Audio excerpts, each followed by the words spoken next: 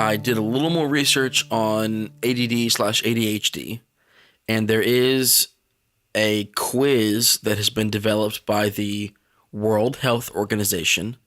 So it's not just one of those like Facebook, like find out which like Hogwarts character you are.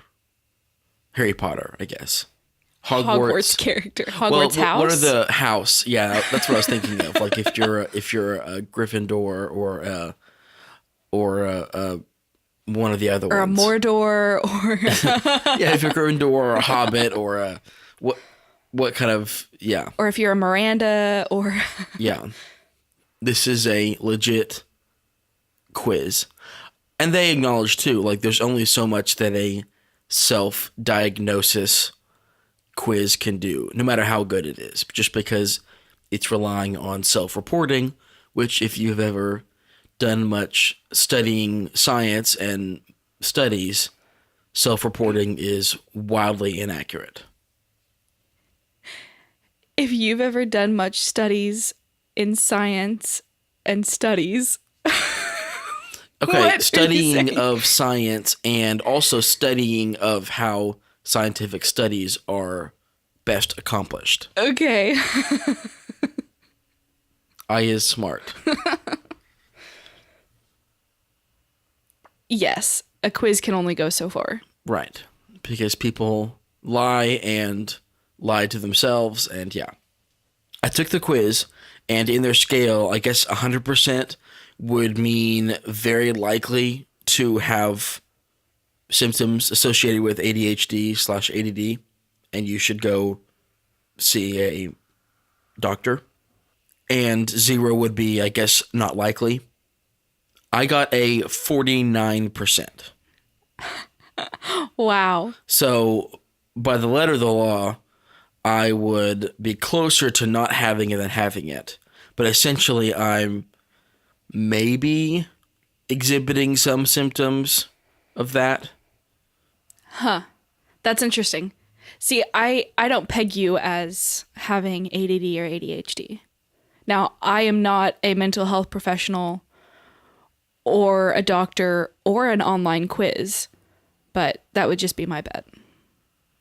It's not really actionable unless I then follow up and go see like a psychologist or something, which I don't plan to do right now. But it's interesting. At least, how about this? It confirmed that I felt like I was having some symptoms of that, and that is not necessarily off base. That's a reasonable analysis of those results. We finally got around to cleaning our office. It had become, I don't want to say like monstrous. Unusable? I don't know if I would quite go that far. It had just become a bit unruly. We sound like we're a mom describing like a 23-year-old that lives at her house. Like, oh, he's just getting, his life together. He's not completely useless. He washes the dishes once a week. Anyways, it had gotten pretty bad in here. We had most of our surfaces. Let me finish. Let me start over and finish my sentence. One of the largest surfaces in our office was absolutely piled up with stuff to sell, give to Goodwill, throw away, put somewhere else. And that pile was just growing and growing and growing. Whenever I clean out a room, the most important pile in that room as I'm cleaning is the doesn't belong here pile. Some things I can easily just throw away or, put on a shelf somewhere else in the room. But there's a huge class of things that are like, listen, I don't know necessarily where this goes. This might be worth selling. Maybe it just needs to go in the bedroom. Maybe it is total trash. It just needs to be thrown away. But whatever it is, it doesn't go in this room. And that's a very useful pile when you're cleaning because it allows you just to figure out, okay, what goes in this room long term and what doesn't. But you do need to like deal with that pile. Yeah, and that wasn't happening. So we had the pile, and not only was it of stuff to go somewhere else or sell, but it also became a landing place for like empty boxes from Amazon. Well, those were going to have a purpose because I need to put all the things going to giveaway like in those boxes. But it became just all of the boxes. Yeah. Without like figuring out, okay, without knowing the purpose of it, things just started defaulting to the pile. Well, and sometimes we get things on Amazon, and I want to keep the box for a few days just to make sure I'm not going to return it. Yeah. Oh, yeah. Yeah. Anyways, so that portion had gotten pretty out of control, and my classroom setup has been just kind of all over the place where I haven't had like designated spaces for things to go after I finish teaching. And even when I do have places where things go, I teach every day and sometimes multiple times a day. And so I always feel like it's unnecessary to put things away when I'm done because I'm going to be using it again so soon. It is necessary for me. It is. So I worked on getting more like official places that make sense and are usable. And I've mostly been doing that. Mostly. I can't say the office is very pretty, but it is very functional. Yeah. Except for the parts that aren't. But we have clearly defined the things that we use regularly and the things that are kind of storage. For example, I'm looking at the corner of our office, which is a shelf with a ton of bottles of acrylic paint and other art supplies. Leaning against the wall is an easel and about 20 canvases. Yeah, that whole kind of side of the wall is just it's Shelby stuff. It's a mess. Well, I enjoy painting, but I have no time or place to do it. So it just kind of sits there. I would argue you do have a place. Where would that be? Against the wall. What? You just need another chair over there, and you could just like. I just need set another up your chair little easel. And another table. Yeah, we can get that. And it also needs to be like large, but take up little space. There's tons of space.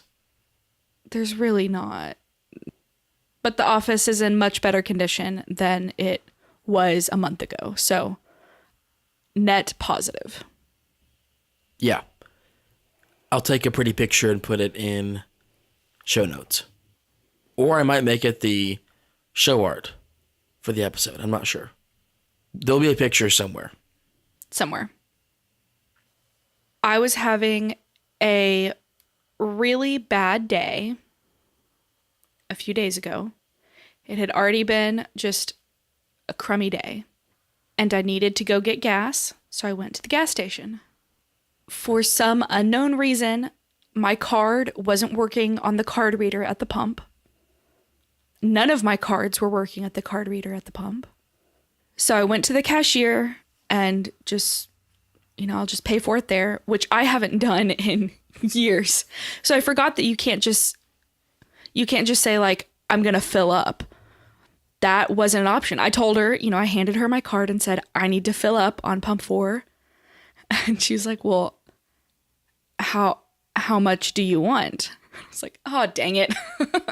Well, to be fair, I would think that if you gave them your card, that you could fill up just like you normally would at your gas pump until it's full. Like I know, obviously, if you pay cash, if you give them 2 20s, then you get that amount of gas. But I would think that if you're paying at the registry, even with your card, that you could still use it normally. I have done that before at a like full gas station convenience store, but for some reason, this was at the little glass booth outside Kroger.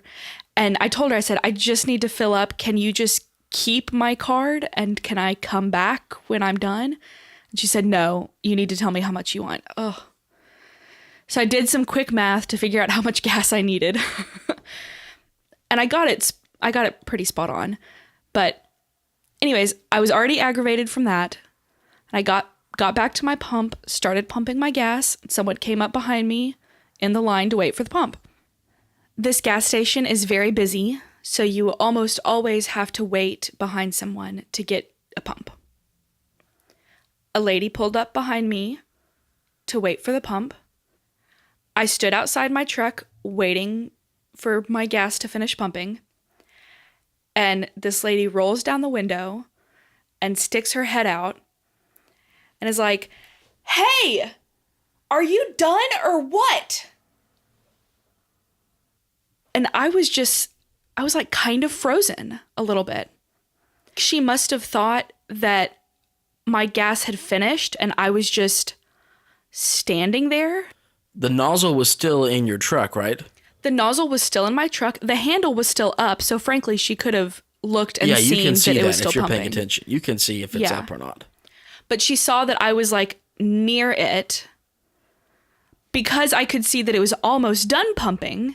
So I was close to it so that whenever it finished, I could take it out and go. So I was standing near it and I had my phone in my hand because I'm 23. And I was so put out. I was like so offended and a little bit upset. And my instinct in these situations is just to go like... Slash your tire? Nope, not that. It's to go like super extreme nice. So far that it's not nice Not anymore. really to be nice, but to No. be obnoxiously nice. Yes.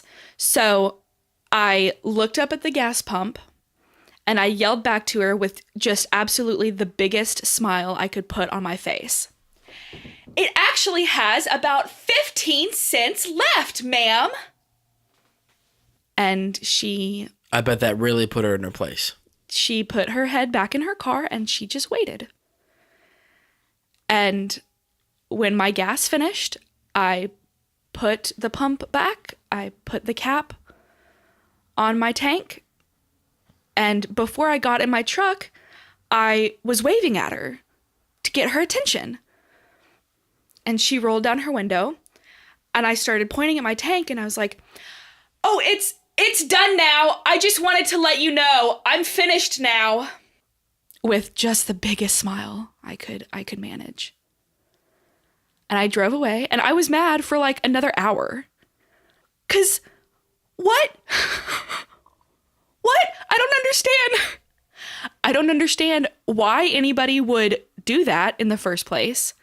Why she couldn't look and see that my gas was still pumping. The whole thing was so ridiculous. I was like so butthurt.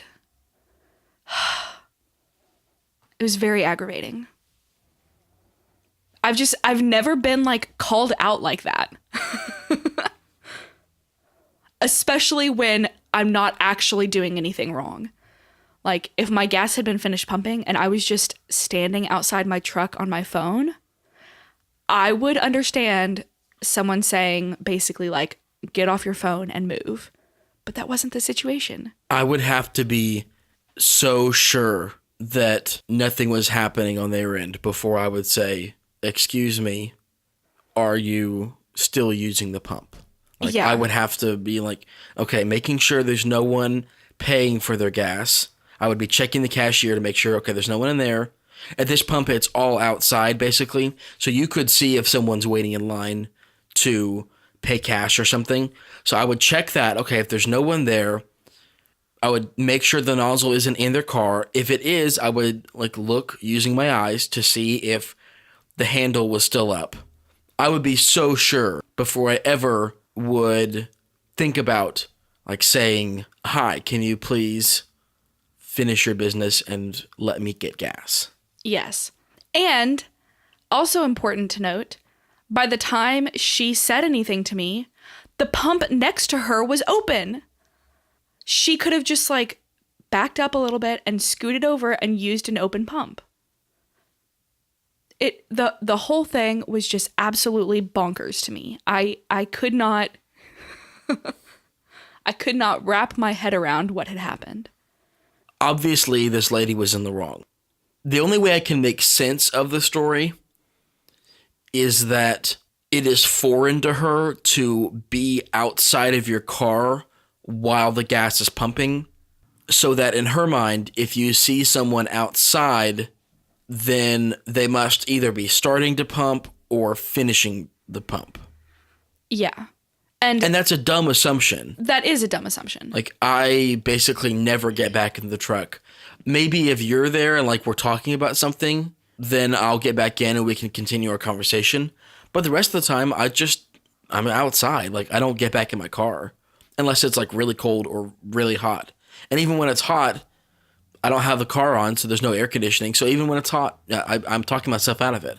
I basically never get back in my truck. Yeah. Yeah, it was weird. My guess is that she had also had a bad day, probably. She was probably on her way somewhere else and didn't really have time to wait. She saw a young idiot on their phone. You're giving this lady too much credit. She probably thought that it was finished pumping and I was distracted on my phone. But she can look and see if it's pumping. I know that she can, but there's no excuses for this. Lady out there, I do not give you a pass. I mean, I don't give you a pass, That's but what I'm Jesus trying. said when he said, love other people and forgive other people as you have been forgiven, unless they're really rude to you at a Kroger's. At a Kroger's?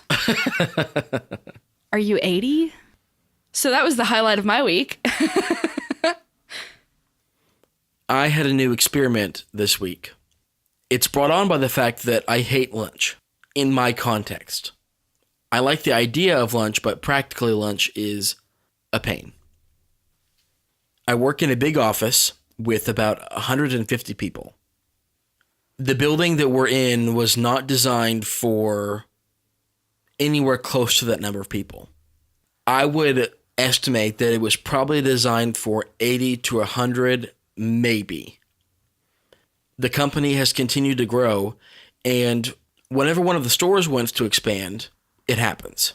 Whether that's adding on to the existing store or moving locations, or even if we're putting a new store in a new town, they just, they buy a building or they build something or they get it worked out.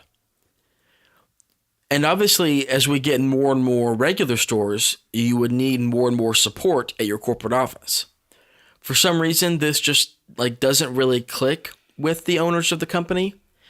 And so we've been growing at a pace of 15% a year, which is incredibly aggressive for any business. But they don't grow the support center here at the corporate office by 15%. They have just added desks and squeezed people together, and it's honestly been pretty bad. The bathrooms are always full. The parking lot's always full. People regularly have to jump the curb and park in the grass in the front. It's kind of embarrassing.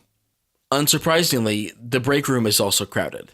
There are only 3 tables, each with really only room for 3 people because they're small, bistro tables. They're not up high, but they're very small round tables.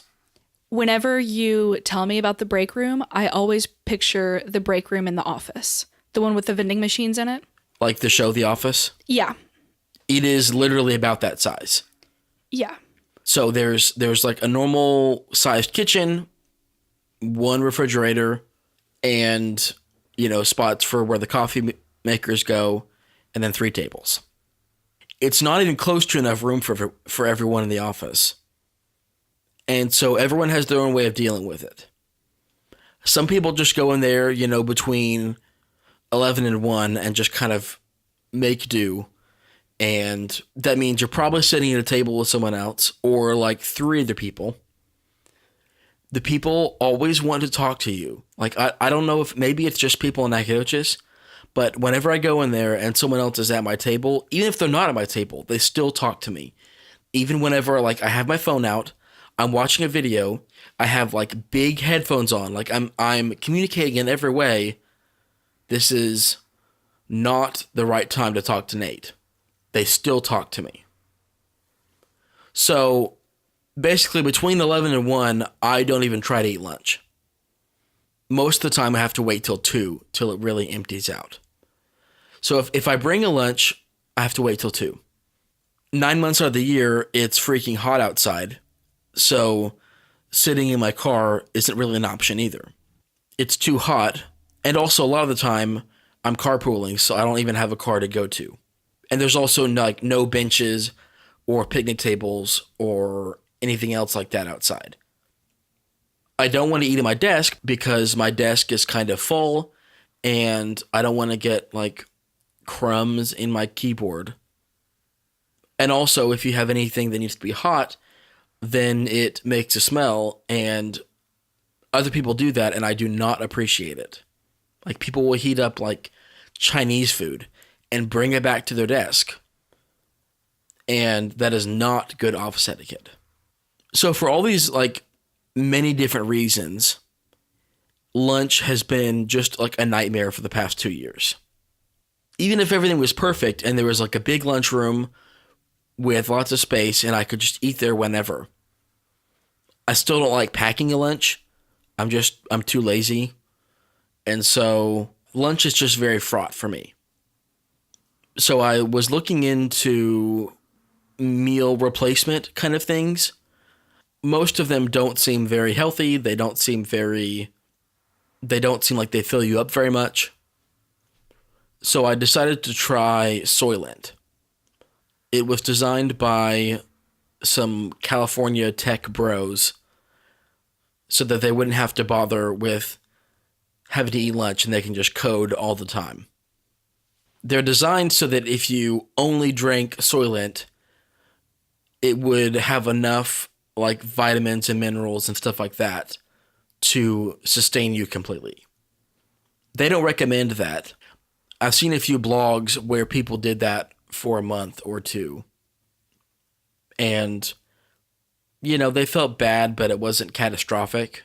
But once again, the company doesn't recommend you just only drink this stuff. So I tried a few different flavors this week. I tried vanilla, and I tried cacao, which is, chocolate, and I tried strawberry. All three were actually decent. The vanilla was probably the best overall. The chocolate was good at the beginning, but as you were drinking it, very quickly got chemically. Ew. So I think that one, I will still buy it. I just need to kind of chug it. That sounds terrible. No, it's really not bad. I mean, honestly, it tasted like chocolate milk, but just with a little bit more protein. But the thought of chugging chocolate milk makes me nauseous. Oh, I love chocolate milk. But chugging it? If I like something, I will chug it or scarf it. No. It's like watching me eat chili dogs. No. I like them, therefore I can eat them fast. No. Strawberry was definitely the weakest flavor of the bunch. That just seems obvious. I don't know why strawberry milk is a thing at all, because that's disgusting. That is absolutely disgusting. Who thought that was a good idea? Nesquik? Fools. They are fools. It wasn't so bad that I wouldn't drink it. I think, once again, it's kind of something where you would want to chug it.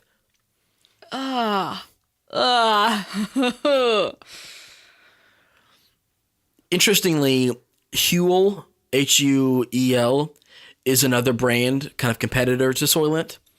And most people seem to agree that maybe that's slightly healthier. Soylent relies on soy as the main kind of ingredient and protein for it. And Huel uses, I don't know, another source that is maybe higher quality for their main ingredient. And so most people agree that Huel is healthier. But what everyone said was that Soylent tasted better. And I was like, well, that sounds like I want Soylent. And definitely having had the chocolate or the strawberry kind of over a long period of time, not chugging it, I do not think I'll be trying Huel because if it tastes worse than Soylent, I don't think that's going to be on the menu for me. Once again, I was honestly surprised how good the Soylent tasted. And it didn't fill me up, but I didn't feel hungry. Like it just kind of like kept that back. That makes sense. I think that should be the goal of a meal, though. The idea of like needing to be full after a meal, that's a thing that I'm trying to get myself out of. Yeah, well, I guess even more than that, you're right about that. But also, I could tell that like I had not eaten food. Yeah. But once again, it just kind of kept me from feeling like I need food. They're about $2.50 per serving, which isn't great, but it certainly beats eating out. Yeah. So I kind of tentatively plan to continue having them for lunch. I joked how it was created by tech bros in California to allow them to code even more. It is genuinely nice to be able to just kind of sip it as I'm working. I like to work in big, long stretches. Like once I get focused, I really don't want to stop doing whatever I'm doing. So if I really get into a groove, I can work for 5 or 6 hours straight. Now after that, I'm like, that's it for the day. But it is nice to kind of keep that flow going. One more piece of advice on that. You're allowed to have them either cold or room temperature. Allowed? Oh. Well, I mean, like, I guess what I mean is they're shelf stable. They don't have to be refrigerated. Gotcha. So the first one I drank was room temperature. Now, see, I could have told you not to do that. I mean, it was fine. Thankfully that was the vanilla one. I think the chocolate or strawberry would have been pretty bad. Gosh. Room temperature. But vanilla was okay. But they were better refrigerated. But that's just like drinking a room temperature melted milkshake. Like room temperature. That's disgusting. You don't drink room temperature milk. It'd be like having someone else's leftover Sonic shake. Just me talking about this. I don't like this topic. Is grossing Shelby out. Ugh. I will have more follow-up later, I'm sure, but so far I haven't really noticed any weird side effects. I haven't had any like terrible bathroom incidents or Oh, come on. Or anything like that. It's all felt normal. I don't know. Or regular, should I say. Get it? Regular, normal? Yeah, no, I get it. So I mentioned I was staying at a client's house this week. I brought Princess with me there, which was great. She had a blast. The 2 dogs were both small dogs. They were little Chihuahua mixes. So Princess had a great time. The 3 of them got along swimmingly.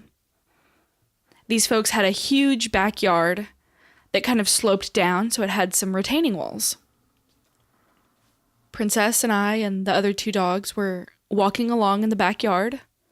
I was walking along the retaining wall because I was barefoot and I didn't want to get in the grass, I guess.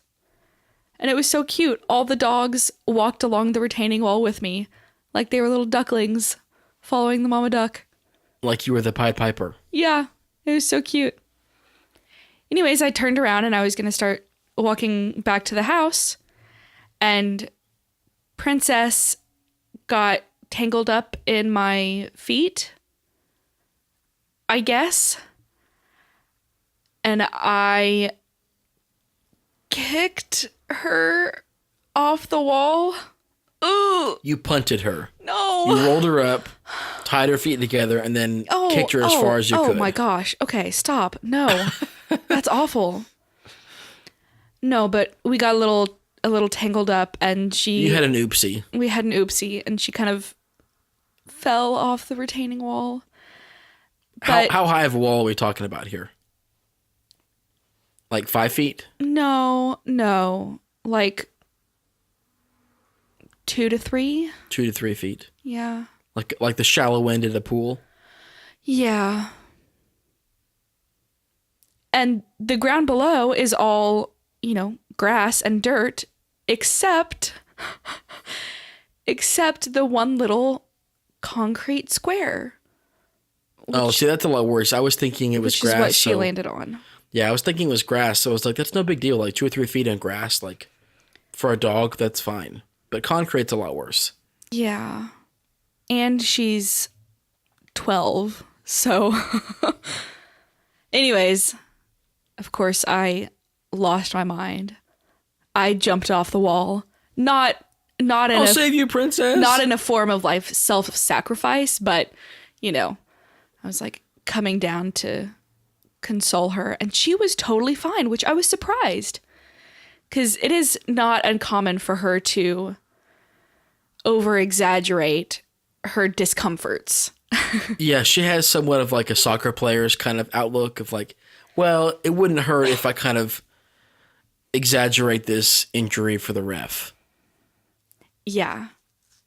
But I expected her to really have some trouble, and she was totally fine. She didn't even seem upset with me. I guess she knew that, I didn't kick her. We just got a little tangled up. Sounds very traumatic. It was very traumatic for me. She seemed fine, but I was a mess. I don't want to hurt my baby. The other 2 dogs were fine. They couldn't have cared less. But well, did you kick them off the wall? Well, no. But I guess like they weren't, aggravated by the situation. They weren't watching other dogs get kicked off of walls and wondering when they're next. Yeah. Well, to close out our week, we went to the Texas Blueberry Festival. This is one of Nacogdoches' few claims to fame. There are a lot of farms around here. I guess our climate is good for that kind of thing. Bad for living, great for blueberries. So there was a bluegrass concert on Friday night, which we enjoyed. There were lots of food trucks there, so we got some barbecue and got some Indian food. The best Indian food around. It's so good. Yeah. Then we went to the festival Saturday morning. They always have a nice car show there. I mean, I don't know very much about cars, but it seems like they have a pretty good selection, like a pretty good turnout. I don't know anything, but they're pretty. Yeah, they're pretty. We actually didn't really get any food there. We ate breakfast before we went, and then we were going to another event right after, and we kind of just ended up skipping lunch. Yeah. We had fun at the Blueberry Festival, though. I put my hair up in a bun and spray painted the bun blue.